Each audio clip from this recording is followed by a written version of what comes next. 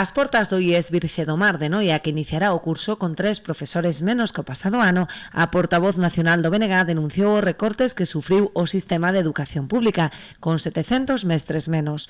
Por esta razón, os nacionalistas demandan á Xunta a contratación de 1000 docentes máis para garantir a calidade educativa en todos os cursos. Que o sistema educativo necesita profesores e profesoras para poder atender as necesidades educativas e poder dar a calidade que se exixe neste momento. E vemos como a Xunta de Galiza insiste en recortar, recortar e recortar. Esa é a normalidade do PP, non? Recortar, recortar e recortar.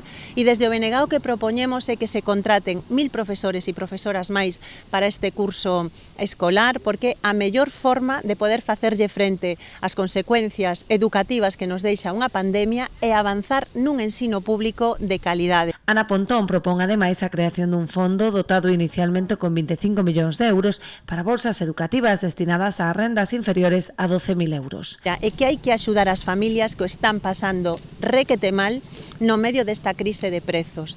E por iso lle propoñemos á Xunta de Galiza que poña en marcha un programa de bolsas extraordinario anticrise cunha dotación inicial de 25 millóns de euros destinado a rentas per cápita inferiores a 12.000 euros e cunhas bolsas que teñan unhas cuantías que oscilen entre os 250 e os 500 euros, porque isto vai a permitir que as familias no medio desta crise non teñan que escoller entre poder atender as necesidades educativas dos seus fillos e fillas ou as necesidades que teñen no seu día a día.